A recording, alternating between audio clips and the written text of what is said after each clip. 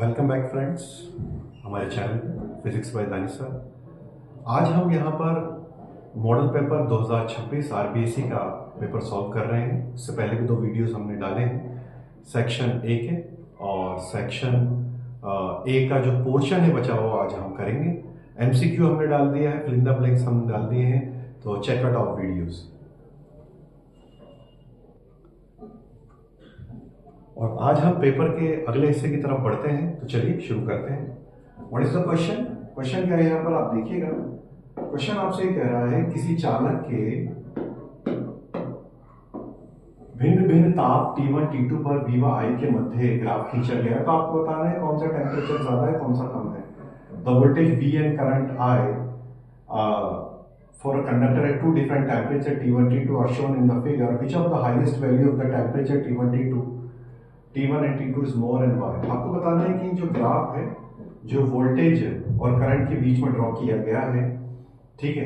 तो इस ग्राफ में ये जो लाइन है ये T2 टेम्परेचर के पर हमें रिजल्ट मिला है और ये T1 टेम्परेचर पे हमें रिजल्ट मिला है। तो आपको बताना है कौन सा टेम्परेचर ज्यादा है और कौन सा टेम्परेचर कम है। तो आपको ये बात दिमाग में बिठा लेनी है, जिसके लिए रेजिस्टेंस ज्यादा है उसके लिए टेम्परेचर भी ज्यादा है।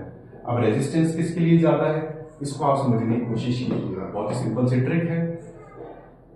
दोनों में से जो भी ग्राफ करंट एक्सिस से दूर है, धारा अक्ष से दूर है, उसके लिए रेजिस्टेंस ज्यादा है, ठीक है। तो इसका मतलब T2 हमारे पास ज्यादा हो गया और T1 हमारे पास कम हो गया। ऐसा क्यों? क्योंकि ये जो ग्राफ है ये करंट एक्सिस से दूर है, यानी कि करंट कम फ्लो हो रहा है, वोल्टेज ज्यादा हम अप्लाई कर रहे हैं। इसका मतलब रेजिस्टेंस ज्यादा है, तो रेजिस्टेंस ज्यादा है, इसका मतलब टेम्परेचर ज्यादा है। क्योंकि जब आप मेटालिक कंडक्टर से करंट फ्लो करते हैं तो इलेक्ट्रॉन्स और पॉजिटिव आयंस यानी इलेक्ट्रॉन धन आयन आपस में कोलिजन करते हैं और कोलिजन की वजह से वहां पर एनर्जी लॉस होता है, यानी कि ऊर्जा ह्रास होता है, जो ऊष्मा के रूप में निकलता है, इसलिए टेम्परेचर बढ़ जाता है।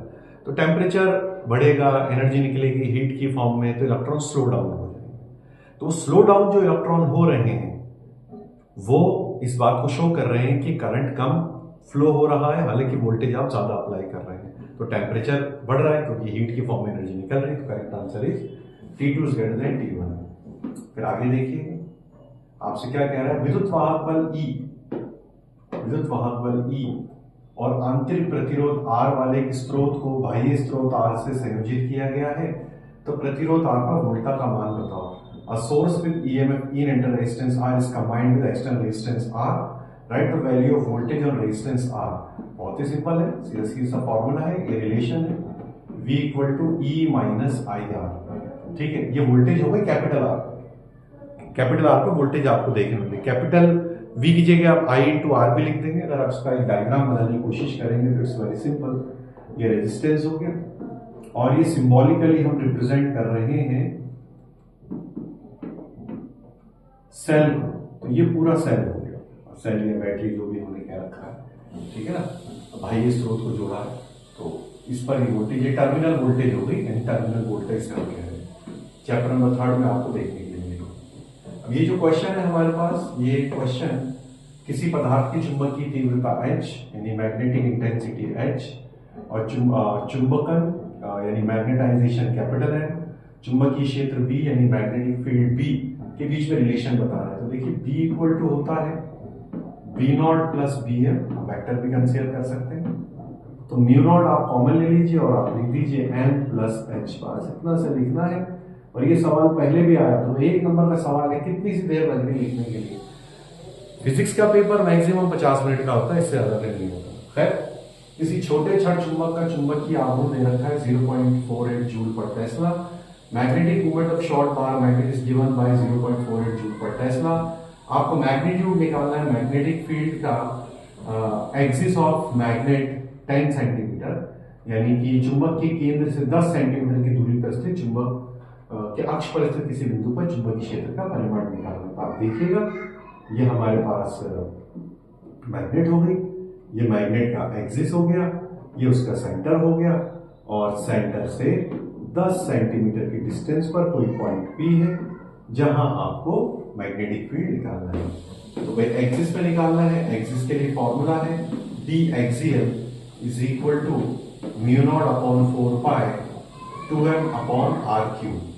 म्यू नॉट अपॉन 4 पाई की जगह 10 की पावर -7, स्मॉल m की जगह 0.48 और जो r है 10 सेंटीमीटर। 10 सेंटीमीटर को अगर आप मीटर में कन्वर्ट करेंगे, 1 सेंटीमीटर में 10 की पावर -2 मीटर होते हैं, तो 10 की पावर -1 हो जाएगा। तो आप यहां पर लिख देंगे 10 की पावर -1 का क्यूब। ठीक है, सॉल्व कर दीजिए फर्दर इसको आप। तो 2 को आप 0.848 से मल्टीप्लाई कराएंगे, 8 2 जा 16, ठीक है, और 0.96, ठीक है, और -1 की पावर 3 -3 आ जाएगा, ऊपर जाकर ये प्लस हो जाएगी 3, 7 माइनस का है तो आपके पास बचेगा 10 की पावर -4 टेस्ला आंसर। या आप चाहें तो 9.6 इंटू 10 की पावर -5 भी लिख सकते हैं। ठीक है, फॉर्मूला बेस्ड क्वेश्चन। किसी कुंडली से प्रवाहित धारा में परिवर्तन की दर के साथ उसमें प्रेरित विद्युत वाहक बल के मान में विचरण को दर्शाने वाले ग्राफ कीजिए। Plot a graph showing variation of induced EMF with the rate of change of current flowing through a coil. ये सवाल पहली बार आया है, इट्स वेरी सिंपल। तो E बराबर होता है -L di/dt। ठीक है, L यहाँ पर कांस्टेंट है, अगर मैं इसको हटा दूंगा तो अपने पास जो ईएमएफ है वो, सॉरी यहाँ करंट में लिख देता हूं, तो यहाँ पर जो ईएमएफ है वो करंट के डायरेक्टली प्रोपोर्शनल है। इसको एक बार और लिख देते हैं। तो अपने पास यहाँ पर है E = -L di/dt। ठीक है, इसको हटाएंगे, L को प्रोपोर्शनल का साइन आ जाएगा, तो E is proportional to -di/dt। तो डायरेक्टली प्रोपोर्शनल है तो ग्राफ स्ट्रेट लाइन बनेगा। बस इतना ध्यान रखिएगा कि वोल्टेज अपने पास प्लस में आएगी और करंट का जो वेरिएशन है वो अपने पास माइनस में चला जाएगा, क्योंकि ये माइनस में देखने के लिए मिल रहा है। ठीक है, तो हमें बस इतना ख्याल रखना है कि जैसे हमने यहाँ वोल्टेज ले ली, तो यहाँ हम di/dt ले लेंगे और di/dt लेंगे, ये स्ट्रेट लाइन ग्राफ हमारे पास बन जाएगा। माइनस में क्यों लिया? क्योंकि यहाँ पर माइनस देखने के लिए मिल रहा है। अगला सवाल, विस्थापन धारा को परिभाषित कीजिए। Define displacement current. बहुत सिंपल है, एक लाइन में याद कीजिए पहले इंग्लिश में।